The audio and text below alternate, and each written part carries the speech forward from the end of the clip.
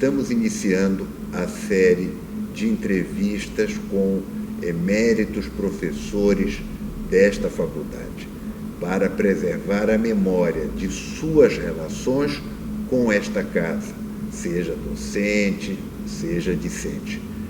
Nesse sentido, iniciamos agora entrevistando a professora Odete Medauer, que foi professora titular desta casa e permanece sempre na alma, no coração de seus alunos, que são todos aqueles que leem toda a sua vasta produção acadêmica ao longo do tempo. Professora, um prazer estarmos juntos. Nesse sentido, vou começar perguntando uma coisa básica, que eu me lembro de ter ouvido o professor Cretella comentar uma vez: a pronúncia não é Medauer. É Medauer. Medauer.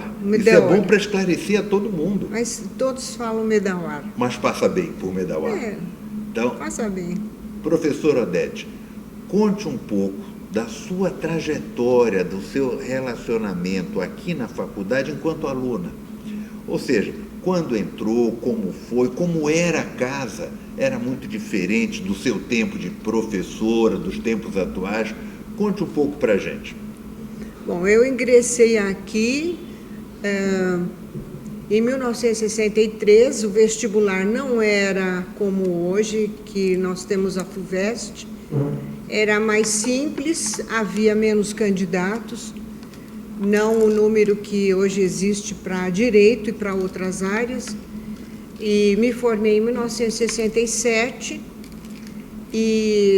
mas eu também ingressei no mesmo ano na Faculdade de Pedagogia, que hoje se chama Educação, e fiz os dois cursos ao mesmo tempo. E dessa forma eu não tive aquela vida estudantil muito repleta de atividades, porque eu tinha outra faculdade também, né? E a outra faculdade tinha um sistema muito diferente de ensino, em que se faziam seminários o tempo inteiro. E aqui as provas eram sempre no fim do semestre, não havia prova no meio do semestre, né? Então, não havia uma dificuldade na avaliação por sistemas diferentes de avaliação nas duas faculdades. E com isso eu pude fazer os dois cursos ao mesmo tempo. Mas dessa forma eu não podia ter aquela vida acadêmica estudantil, com movimentos estudantis e protestos, etc., que outros colegas tinham, porque só faziam direito, né? Então, eu não tenho muita história para contar sobre isso, mas eu ingressei no coral da faculdade no terceiro ano. Muito bom, não sabia do interesse pelo canto. Eu entrei no coral e também não tenho uma lembrança do que me motivou, mas foi uma experiência muito rica, porque nós viajávamos, além de viajar para vários lugares atendendo convites, nós cantávamos em casamentos de filhos de professores. Muito bom. Cantei no casamento da filha do professor Miguel Reale, que depois, infelizmente, ela e o marido faleceram num incêndio, né? É muito triste, né? Faleceram num incêndio. Não conheço.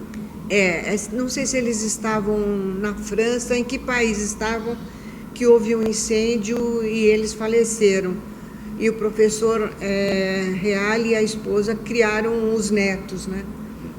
E então a vida no coral era muito rica, e nós viajávamos e tinha assim nos sábados nós ensaiávamos, convidávamos professores para vir participar do ensaio. E que tipo de música ensaio. que era?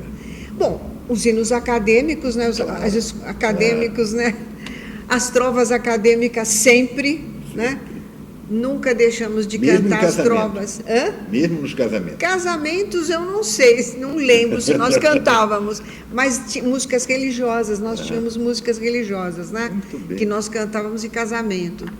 E então foi uma experiência muito rica que eu tive no coral, e E assim, mas assim, não tinha aquela atuação de eleição para centro acadêmico, Mas essa parte não. quais foram os seus professores de destaque naquela época? De quem a senhora lembra, assim, com mais carinho ou até com mais, não tão carinhosamente? Me conte um pouco. Bom, de que disciplina quanto aos era. professores naquela época, havia uma separação geográfica aqui dentro da faculdade.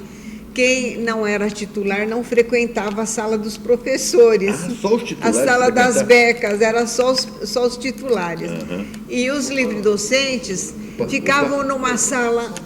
Então, havia uma separação geográfica dos professores. Os professores titulares ficavam na sala das becas, na sala dos professores. E os livre-docentes e doutores não tinham autorização de frequentar a sala das becas, a sala dos professores. Eles ficavam numa saletinha que hoje é um cantinho ali. Quando nós entramos no elevador, logo à direita, ali havia uma sala e os livre-docentes e doutores ficavam ali. Ou seja, uma separação geográfica. Geográfica, pela titulação. Uhum. Depois isso acabou. Agora, e aquela época havia uma formalidade, vamos dizer assim, entre aluno e professor, que hoje não existe, né? É mais informal a maneira de trato de professor e aluno. Mas naquela época era mais formal, os alunos, homens vinham de terno, gravata, todos de terno e gravata, os professores também, e também assim, não havia assim uma proximidade, não se podia chegar muito perto de professor, havia aquele distanciamento, né? Então havia um constrangimento, se nosso aluno tinha que falar com o professor para entrar na sala, praticamente não entrava na sala das becas, e havia toda uma formalidade para chegar e conversar com o professor fora de sala de aula, né? Agora, eu tive muito bons professores. Eu posso destacar o professor Cesarino, que era muito severo, muito Júnior, exigente. Direito do trabalho. Direito do trabalho. Muito exigente, mas um excelente professor, porque se aprendia direito do trabalho. Ele obrigava a fazer resumos das peças. Não, era transcrever as peças do processo de trabalho. Então, nós tínhamos que apresentar, as tarefas iam sendo passadas, uma petição inicial, uma apelação, contrarrazões. Então, no decorrer do ano, nós tínhamos que fazer essas peças, e eram corrigidas, eram entregues e corrigidas uma a uma com avaliação. E tínhamos que fazer estágio, naquela época se chamava junta, né? Nas juntas tínhamos que fazer estágio em algum sindicato, ou patronal, ou de empregados. Cesarino era então um professor rigoroso? Rigoroso, ele tinha umas assistentes que ajudavam nessa parte em relação aos trabalhos, né? E ele não admitia que se tivesse qualquer material sobre a carteira que não fosse relacionado ao direito do trabalho. E uma vez ele implicou comigo e, na verdade, eu estava com um caderno com um resumo das aulas. Eu mostrei para ele. Ele pensou que fosse um material alheio ao direito do trabalho, e não era direito do trabalho. Ele percorria as carteiras para verificar. Jornal, revista, era proibido, não podia.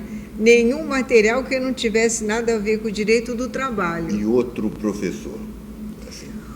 O outro professor professor de processo civil, professor Moacir Amaral Santos, que também era muito rigoroso, mas que se aprendia processo civil. Era exigente, se aprendia processo civil. E os professores não tão bons assim?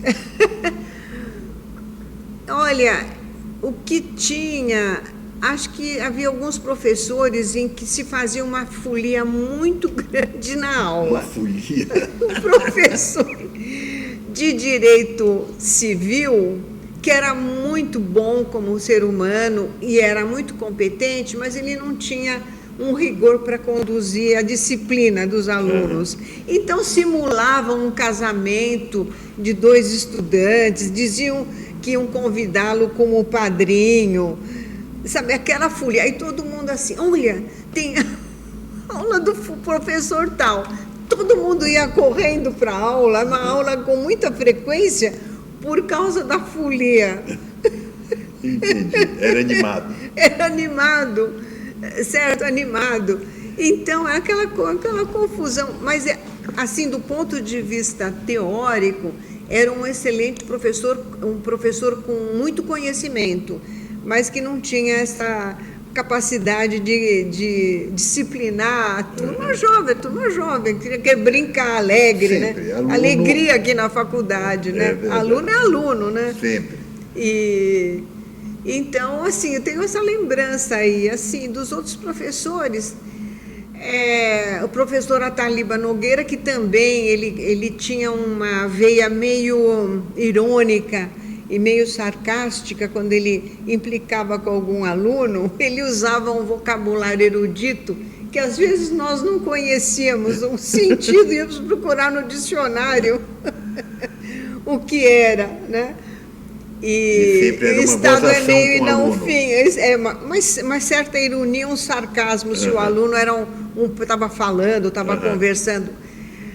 Mas também foi um excelente professor, obrigava a estudar, porque ele dava notas muito baixas. Eu sempre tirei nota alta com ele. Ele dava notas muito baixas e obrigava todo mundo a estudar. Era, acho que introdução ao estudo de direito, alguma coisa assim. E naquela ocasião, o professor Gofredo estava numa fase ruim. Parece que ele tinha se separado da primeira esposa e ele não estava assim muito bem, estava muito inseguro, estava triste. Então, na minha turma, na minha avaliação, eu acho que por causa dos problemas pessoais, ele não foi um bom professor, não. Ele não foi um bom professor. Mas não estava num bom período. Ele não estava num bom período. Então, essas são as lembranças aí que eu tinha também um professor muito rigoroso, que era o professor João Bernardino Gonzaga, de penal. Era muito rigoroso e os alunos, em contrapartida, trouxeram uma mulata. Não foi durante o período que eu era aluna, foi um pouco depois, uma mulata com pouca roupa, que fica dançando na mesa dele, quando ele estava chegando. Ele entrou com uma representação. Contra os alunos. Mas aqui não tinha uma identificação de quem, era toda a classe que fez aquilo, né? Ou seja, o pessoal do 11. Era uma resposta, um contraponto à severidade dele, ele é muito severo. Muito bom. Então, era uma brincadeira que depois não deu em nada. Não foi no período que eu era aluna, foi bem depois, porque ele tinha esse jeito severo, né? Me diga uma coisa, e como é que era a estrutura da faculdade, do Largo? Como é que isto tudo girava aqui neste centro de São Paulo, na época que a senhora foi aluna? Na época que eu fui aluna, só havia o prédio histórico, não havia outros. E eu acho assim, havia uma dimensão menor também em termos do currículo da faculdade. Era um número menor de disciplinas, portanto, era um número menor de professores, né? E as aulas eram aulas expositivas, não havia outro tipo de atividade docente, né? Então, fora o professor Cesarino, que exigia os trabalhos, os estágios, todas as aulas eram expositivas e se fazia a prova 2 vezes por ano, né? Não havia uma outra avaliação, um outro tipo de avaliação. E então a dimensão, vamos dizer assim, didática, a dimensão em termos de número de disciplinas e de número de professores era bem menor do que foi acontecendo no decorrer dos anos, que exigiu mais espaço, né? E que exigiu mais docentes. Exigindo mais docentes, exige mais espaços. Exigindo atividades diferentes da aula expositiva, traz como consequência também necessidade de mais espaço. Professora, me conte uma coisa. Em que momento dessa trajetória a senhora optou pelo direito administrativo? Foram bons professores? Teve direito administrativo na faculdade? Ou isso foi um encantamento posterior? Me conte um pouco dessa trajetória. Bom, o que aconteceu é o seguinte: o professor Cretella foi meu professor de latim durante 4 anos no ginásio, no Ipiranga, no ginásio Alexandre de Gusmão, público. Sim. Ele era professor de latim. E a gente tinha ele era um excelente professor, muito querido dos alunos, e assim, eu tinha um carinho muito grande por ele. Foi professor da minha irmã, foi professor do meu irmão, também de latim, e ficou um vínculo muito, muito bonito com o professor Cretella. E quando eu ganhei uma bolsa de estudos, não foi meu professor aqui na faculdade, que ele era professor, ele não foi meu professor de graduação, ele entrou, agora eu não tenho uma lembrança muito segura. Quem foi meu professor de administrativo foi o professor, aquele que era Fernando Mendes de Almeida. Sim, sim. O professor Cretella, acho que entrou um pouco depois que eu fiz direito administrativo, que era no 5º ano, na ocasião. Então, era o professor Fernando Mendes de Almeida. O professor Cretella estava de manhã e eu tinha passado para a noite. Então, era no 5º ano. Então, o professor Mendes de Almeida deu administrativo, mas naquela época, administrativo os temas eram muito restritos. Não tinha o número de temas que existe hoje, como acontece em muitas disciplinas, que o mundo vai evoluindo, assuntos novos vão aparecendo e vão se inserindo nas disciplinas jurídicas como em outras disciplinas, não só na área do direito, né? Então, genética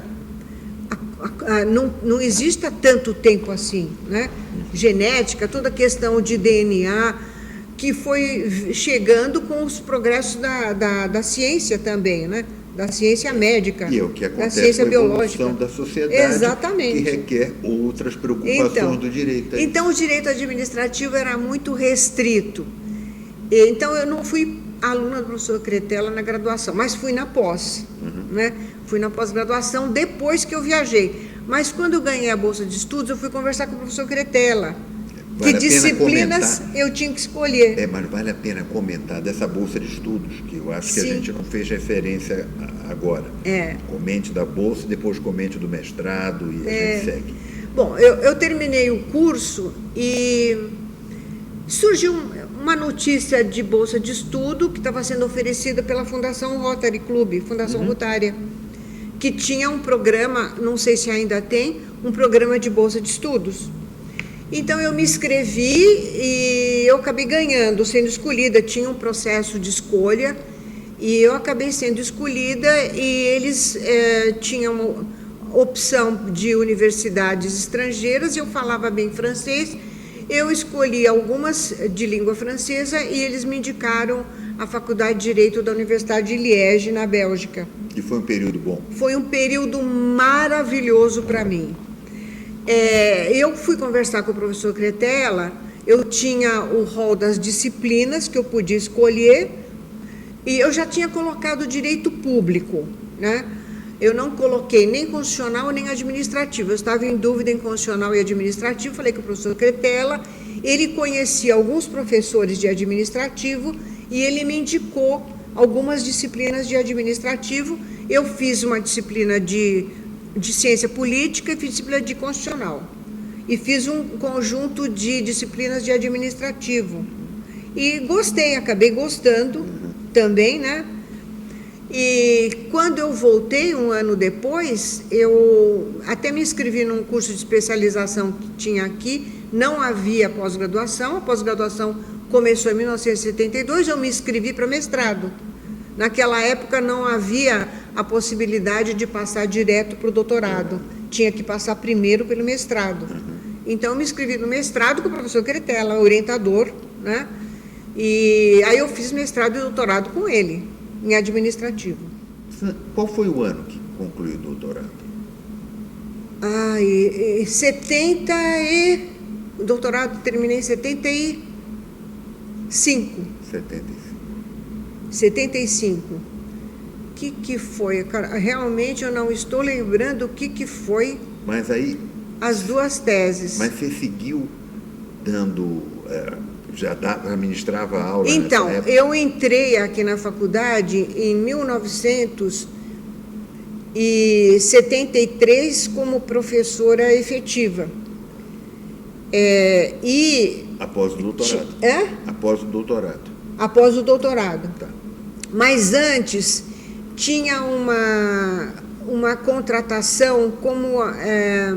não é colaborador, era uma colaboradora, uma colaboração tipo auxiliar. Auxiliar é uma contratação tipo contratação temporária. Uma contratação então, acho que civil, eu fiquei certo. um ano como contratada temporária. Era assim, tinha outro nome, auxiliar de ensino. Parece que era auxiliar de ensino. Então, ficou um ano em 73 para 74 lá. Na Bélgica? Não, aqui? Não, aqui não, foi em 71.